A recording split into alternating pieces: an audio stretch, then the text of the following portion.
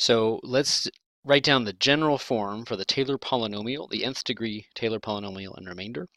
And again, I've been using these two bits of terminology. When I focus on what it is as a polynomial, the word degree is very appropriate. When you focus on how many derivatives you're taking and how good an approximation it is, the term nth order is more often used. But in this context, they're synonymous, even though they aren't always. So here's our general formula for the nth degree Taylor polynomial with summation notation, bringing in another dummy variable k, say, 1 over k factorial, kth derivative at a. Remember, these are just numbers.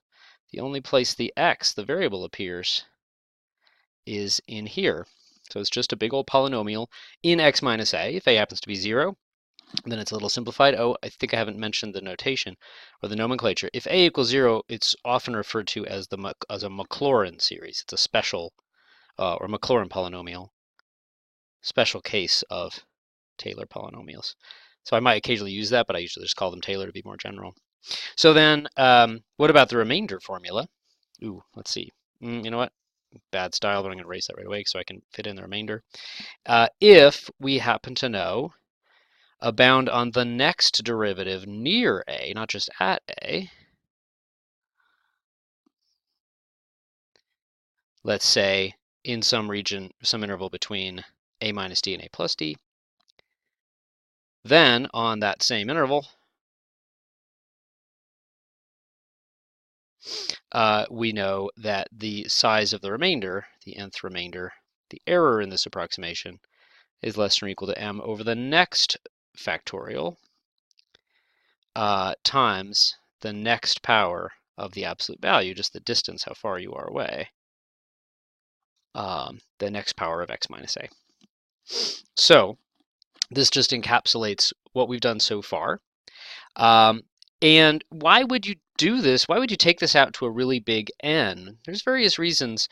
And one thing you might think is a lot of functions, excuse me, gratuitous sneeze, their derivatives get more and more complicated. Like think of tangent or something as you go out. This might be a lot of work. But of course, I've been focusing on an example, cosine, and we could do others, of course.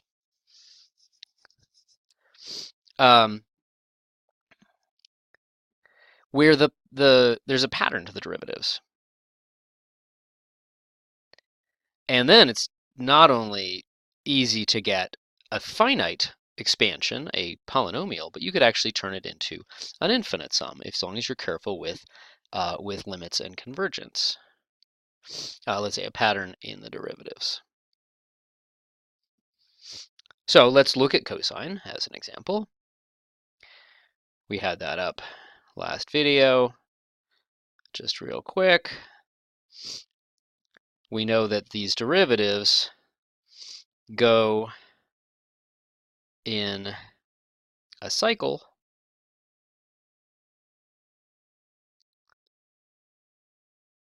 let me just indicate, hey, that's coming down to here, and then after that, that's a 4, you're going to get the same numbers. So f of 0, and again, we're going to do f is a equals 0, that's a Maclaurin series. F prime of 0 equals 0, minus 1, triple prime is 0 again, fourth is back to 1, and etc. So if I want to write out, say, the 12th degree Taylor polynomial at 0, near 0, useful near 0, let's say, for cosine, we're going to get what we've seen before. I'm going to write that as a 2 factorial just to emphasize the pattern, even though it doesn't really do anything. But of course, as soon as you get to 3 or 4, it does. Now, notice it has only even terms. That's not coincidental with the fact that this is an even function. And an even function, in fact, when you do this, not hard to show, you'll always get even terms. Now, that's a minus. I need to pay attention to what I'm doing.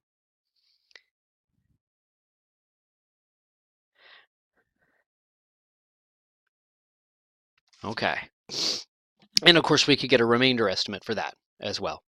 But I want to point out some things that even without a remainder estimate, you can get a sense that if x is decently small, even if x is around 1, certainly if x is, 1/2 or 0.1 or 0.01, these last few terms that we've added are going to do very little. If, let's say, x is 0.1, this is 1 over a trillion, and then divided by 12 factorial, which is in the billions. So this is like 10 to the minus 20 or something. Whether we even really need this for almost any conceivable approximation is pretty dubious. And if you say, well, I could go further, I could add another one, I could add to the 14th term or the 16th, you'd probably say, what's the point? It's not going to change things. And you could quote the remainder estimate, which would talk about like x to the 13th over 13 factorial, to get a very concrete and rigorous statement that no, you can't possibly have any large error or any almost detectable error with this thing. So this is a very typical situation, but not guaranteed when you expand it out to more and more terms, and that's that you're adding less and less and less and less. Well, that sounds like something you could take a limit of. You start with this number, then you add a little bit, so it changes a little bit. Then you change it a tiny bit, then you change it a super tiny bit, then you change it a super tiny bit. You could keep going and look at the trend on that process. And indeed, that's what you can do. You can just do plus dot dot dot and make that into a power series. And this is called the Taylor series for cosine. At a equals 0, or in other words, you'd call it the Maclaurin series, to use that special terminology. So the new thing is that this would be a power series. A power series is just an infinite sum of integer powers of x. It's like an overgrown polynomial. To make that rigorous, we really need to go ahead and carefully say what could go wrong with this kind of limit when we do that. And so let me make that a little bit more precise. Rather than just adding dot dot dots, we can say that the infinite sum, that's a minus,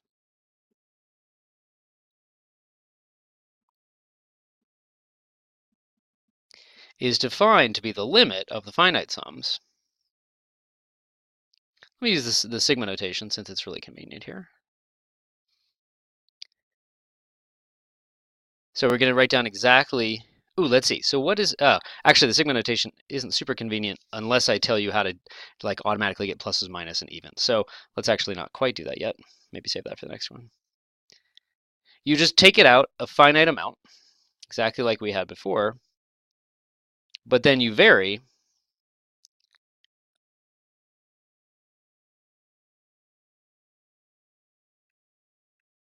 and that's going to be a plus or minus. Again, I'm going to have to deal with some finicky notational things in the next video about how to get this right with the evens and the plus or minuses.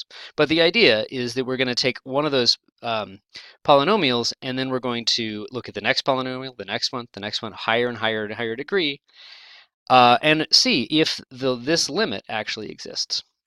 One of the most subtle things here is that this is a function of x, so you can simultaneously plug in different x's, but then you're also told to take higher and higher n's, more and more complicated polynomials. And there can be subtle issues about how those two variables interact. But that's a good place to stop this somewhat short video.